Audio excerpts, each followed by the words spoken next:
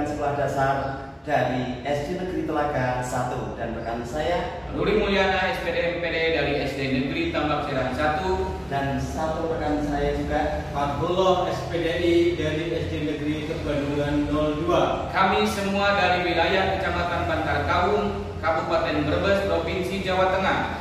Kami adalah calon guru penggerak angkatan 10 dari Kabupaten Brebes dengan pengajar praktek Ibu Fatiana Nursadah SPD dan fasilitator Ibu Mulyana SPD MPD.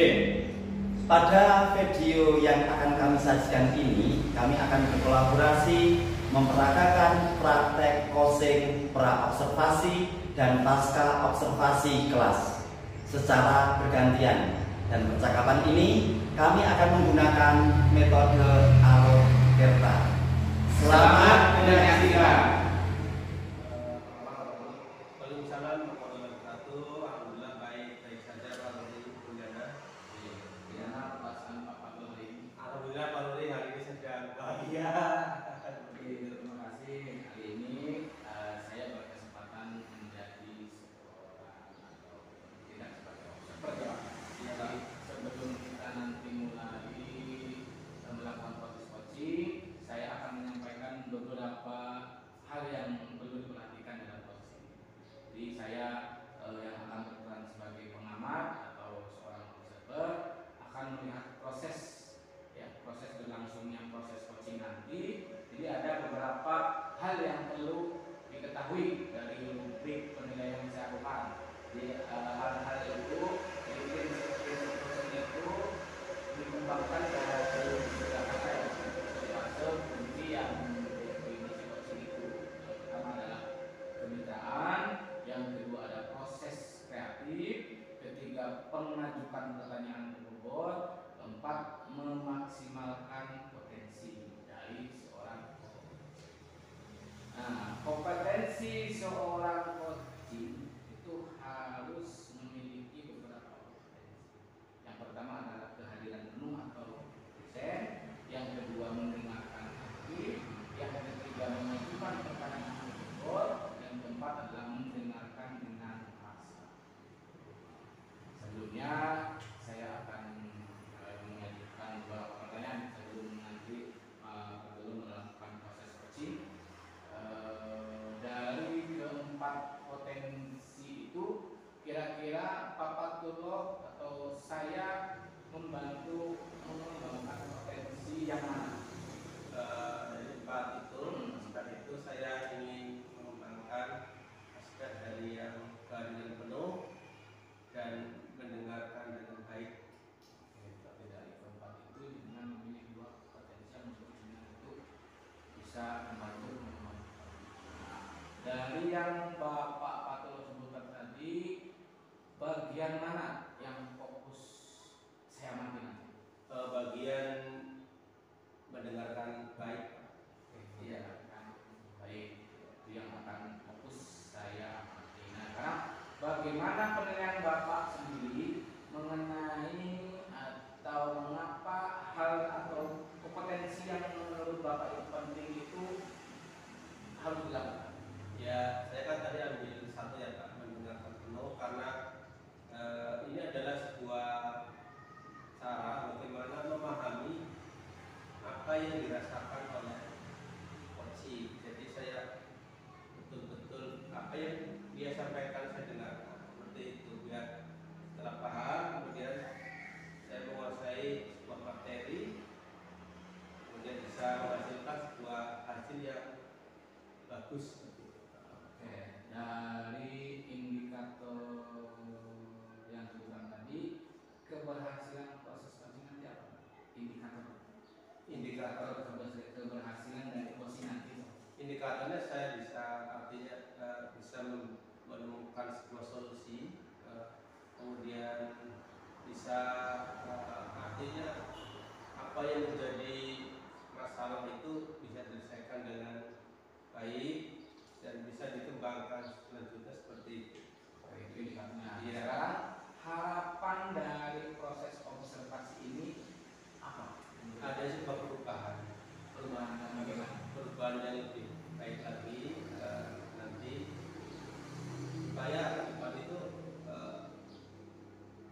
sebuah pengembangan, terutama untuk proses sendiri itu ada sebuah perubahan yang signifikan atau yang bagus yang berdampak kepada tentunya kepada siswa seperti ini.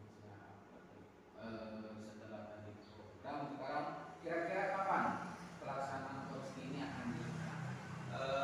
Menurut tadi sudah saya hubungi coachingnya 3 hari ke depan, Pak. Nanti 3 hari ke depan, Pak Fatul akan melakukan coaching dengan rekan kita. Oke. Betul. Dan tentunya Pak Fatul akan mengikuti alur ya Pak, alur kita. Alur kita mulai dari menentukan tujuan, awalnya tujuan coaching itu apa, identifikasi permasalahan apa, dan kemudian akan menuju ke rencana aksi. Betul. Serta ada tanggung jawab dan beberapa pertanyaan-pertanyaan yang menurut Pak Fatul itu berbobot. Nah, insya Allah telah saya siapkan. Oke. Baik Pak, semoga proses coaching ini dapat berjalan dengan lancar sesuai dengan harapan kita dan hasilnya dapat bermanfaat bagi kita semua, bagi coaching dan sebagai bagi operator tersebut. Terima kasih Pak atas waktunya. Terima kasih. Selanjutnya berjalan Terima dengan kasih Pak Fatullah. Siap, Pak Bintoro. Terima kasih Pak Fatullah.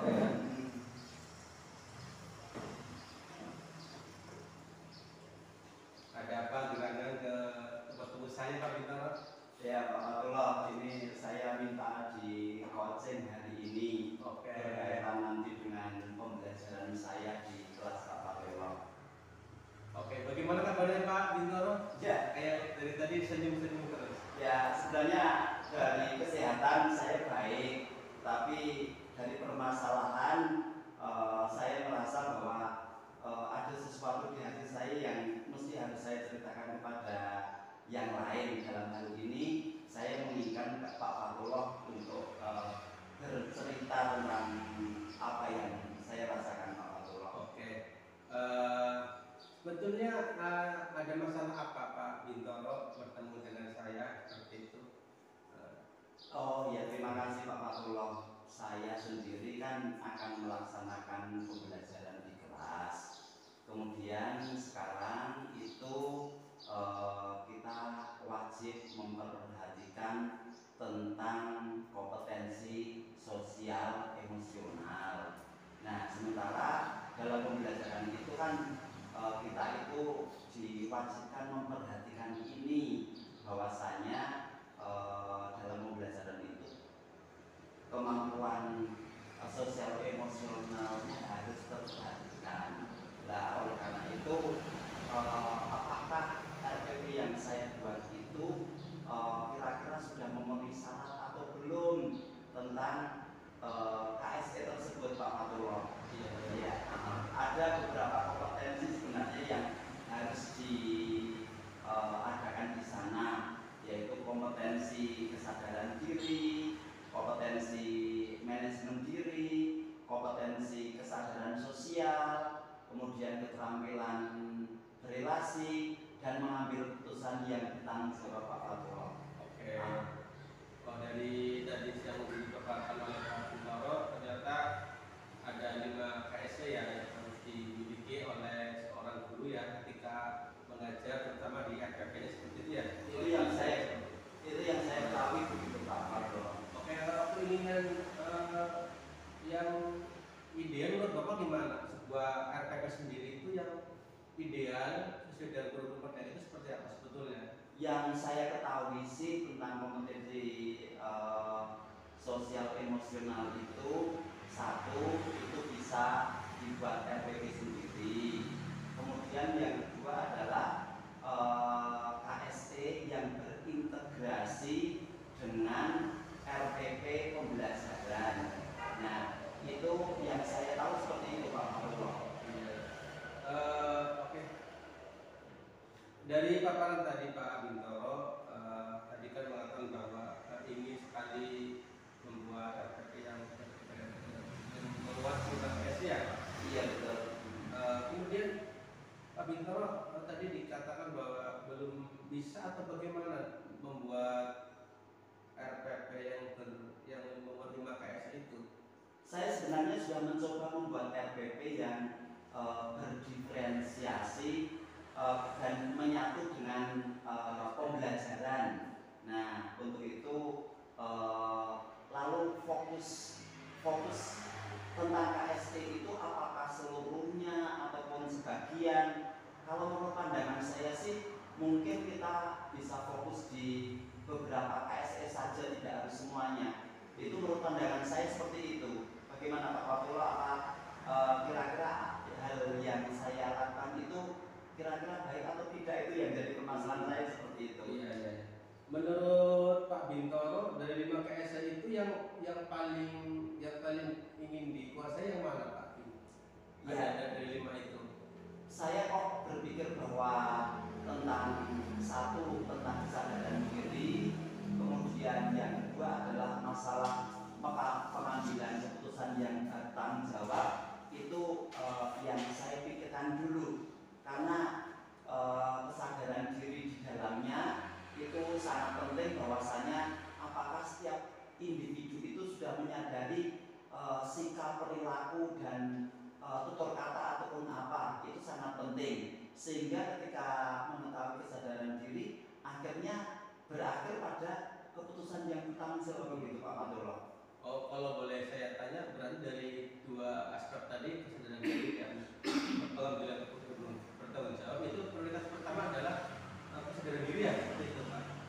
Ya, sepertinya itu akan saya kejar dulu kayaknya Itu Pak yang Fatullah. menjadi prioritas Pak Bintoro untuk 5 KSA itu. Iya. Kalau boleh saya tanyakan, seberapa penting sih Pak untuk kenapa menjadi prioritas utama dalam KSA itu sendiri? Ya, tadi sebenarnya saya sudah menyampaikan tadi bahwasanya yang saya pikirkan itu bahwasanya anak-anak menyadari posisi anak-anak sendiri itu sejauh mana, apakah dia itu sudah terbentuk menjadi pribadi yang diinginkan masyarakat, diinginkan keluarga, diinginkan agama, seperti itu. Kalau anak-anak sudah menyadari hal itu, tentu mungkin yang saya bayangkan adalah perkembangan lain itu akan mengalir dengan sendirinya Pak Fatullah. Iya, iya. Kira-kira dari ini dari tadi disampaikan kesadaran diri ya. Kira-kira kapan mulai melakukan itu kira-kira? Ya, saya mencoba dengan RPP yang saya buat itu. Nanti saya harapkan Pak Fatullah bisa membantu saya untuk melihat tentang pelaksanaan kegiatan nanti dalam pembelajaran. Dan fokus saya dalam pembelajaran itu, saya akan berfokus pada kejujuran anak. Nah, dari kejujuran anak tersebut dapat terlihat bahwa apakah anak-anak itu sudah berlaku jujur atau belum terhadap dirinya sendiri, terhadap orang lain, itu apakah seperti itu atau belum. Maka dari itu, ini untung saya ketemu sama Pak Fatullah, jadi saya bisa memfokuskan diri bahwasanya nanti saya akan fokus pada kesadaran diri dan perilaku yang akan saya ingin lihat pada anak-anak adalah masalah kejujuran Pak Fatullah. Itu kira-kira seperti itu. Kalau boleh saya tahu, nilai berapa yang diinginkan oleh Pak Bintoro setelah kita bertemu seperti ini, nilai yang dihasilkan mau kira-kira dari sebelum kita bertemu berapa nilai, kemudian setelah kita berusaha Pak Bintoro dengan metode kompetensi kesadaran diri dilakukan, berapa nilai kira-kira setelah kita bertemu? Masih sebenarnya kalau untuk anak sendiri Pak Fatullah, kalau untuk anak sendiri, kalau saya melihat bahwa tentang kesadaran diri anak-anak itu sangat kurang, bahkan di bawah 5, di bawah 5 mungkin 3K ataupun apa. Maka saya akan mengejar setidak-tidaknya, karena ini awal dari pembelajaran KSE, mungkin anak-anak akan saya tuntut menjadi 5 atau 6, bagi saya sudah cukup. Bagi saya sudah cukup. Dan dalam pembelajaran ini kalau diukur dari saya sendiri, itu memang saya sendiri juga hampir sama dengan anak, karena apa yang saya mengerti tentang KSE juga belum seberapa. Mungkin saya memang kemampuannya juga 3. Jadi kalau menurut ukuran itu mungkin saya akan mengarah ke 5 atau 6. Saya pikir itu sudah lebih dari cukup Pak Fatul. Oke. Setelah tadi kita bertemu yang sudah bicara banyak, lumayan banyak, bagaimana perasaan Bapak sendiri setelah kita bertemu ngobrol tadi malam itu seperti itu? Iya, tentunya luar biasa sekali. Sebenarnya tadi saya punya gambaran-gambaran yang istilahnya masih ngambang seperti itu. Tetapi ketika saya sudah ketemu sama Pak Fatullah mencoba untuk mengeksplor pemikiran-pemikiran saya menjadi terpusat pada KSE yang ada dalam diri tersebut, terutama masalah mengenal akan arti dan makna kata jujur Pak Fatullah. Itu mungkin yang saya kejar seperti itu. Saya senang sekali bisa ketemu sama Pak Fatullah dan bisa bisa nanti akan fokus di kesadaran diri itu, dan berharap Pak Fatullah nanti bisa melakukan penilaian ataupun memberi catatan yang penting bagi saya untuk perkembangan selanjutnya Pak Fatullah. Begitu ya Pak Bintoro. Menurut saya bukan hanya Pak Bintoro saja yang mengalami hal itu, banyak guru yang memang mengalami sebuah kesulitan ketika menerapkan di KSE ini. Ada yang 2 dan 3 seterusnya. Tapi masalah yang biasa di sekitar kita, dan mudah-mudahan setelah ini kita diskusi, kemudian Pak Bintoro bisa lebih baik lagi, terutama dalam membuat RPP yang membuat diferensiasi dan membuat lima KSE seperti itu. Mudah-mudahan semakin bagus lagi seperti itu. Itu harapan saya Pak Fatullah. Iya. Harapan saya. Kalau boleh tahu nih kapan kita ketemu lagi kita bahas ini Pak Bintoro? Oke, mudah-mudahan nanti setelah proses pembelajaran saya selesai, saya akan secepatnya menghubungi Pak Fatullah lagi untuk melihat apakah apa yang saya lakukan itu sudah benar atau tidak. Dan mudah-mudahan ini sangat membantu bagi saya, dan Pak Fatullah nantinya punya waktu untuk saya kembali coaching lagi dengan Pak Fatullah begitu. Oke, saya siap kapanpun Pak Bintoro, dibutuhkan oleh Bapak, saya siap kapanpun. Saya akan meluangkan waktu untuk kita ngobrol yang lebih baik lagi seperti itu ya. Oke, terima kasih banyak Pak Fatullah, dan saya puas dengan pertemuan hari ini. Mudah-mudahan Pak Fatullah diberi kesehatan sehingga banyak membantu saya begitu. Oke, terima kasih Pak Fatullah. Terima kasih.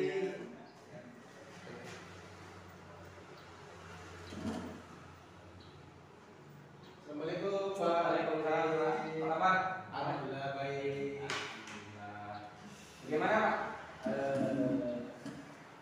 Bapak Fatullah tadi menilai performa Pak Fatullah tentang Tadi waktu posisi tadi ya, performa yang ada itu dapat dijalankan dengan baik ya untuk kegiatan tadi. Tadi sudah dengan Pak Bintoro dari awal sampai akhir tadi